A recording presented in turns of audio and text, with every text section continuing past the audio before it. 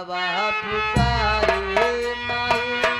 तारे सन दिखा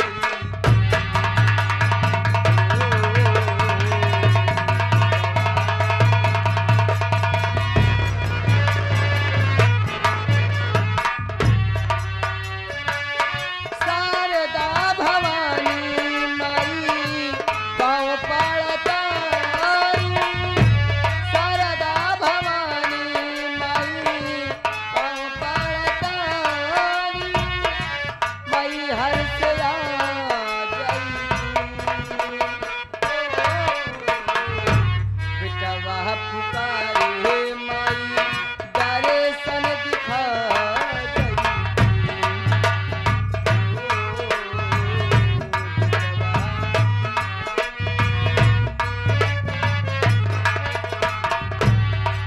तो पहले बंद में भक्त माँ के दरबार में क्या कहता है कैसे गुरु जी तारे सात नैना माई रहिया निहारे तारे सात तासे खड़ा माई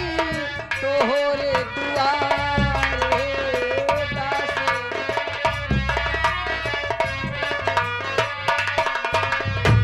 तारे सात नैन माई रहिया निहारे पासे खड़ा माई तोहरे दुआरे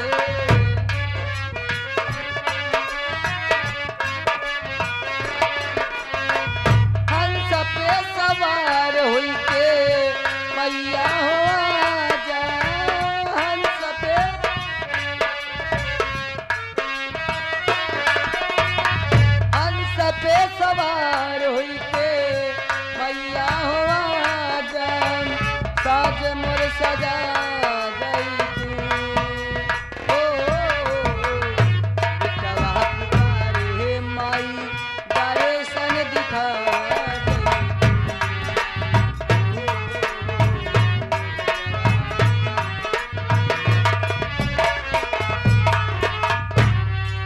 तो दूसरे बंद में भक्त माँ के दरबार में क्या कहता है कैसे गुरु जी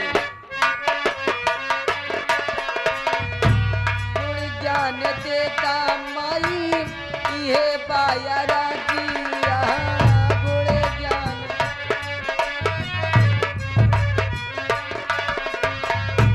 गुण ज्ञान देता माई इहे पाया राजिया गुण ज्ञान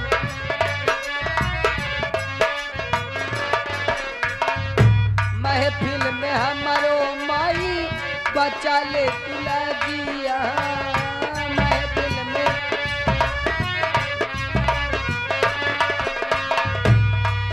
ए अच्छा तू करिहा लेकिन करिहा सुरक्षा अच्छा तू करिहा लेकिन अच्छा तू करिहा लेकिन करिहा सुरक्षा सरगम सदा गई तू बेटवा पुकारे माई दर्शन दिखा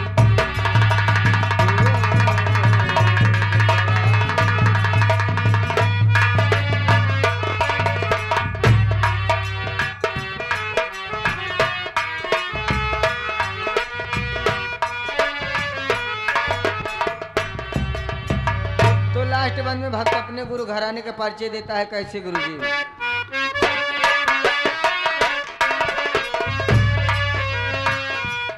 राजकुमार माई तोहर गुण गावे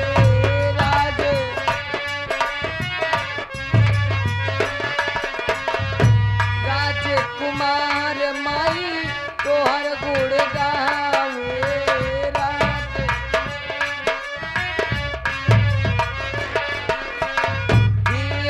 सुदांसर माई आरती उतारे मानसु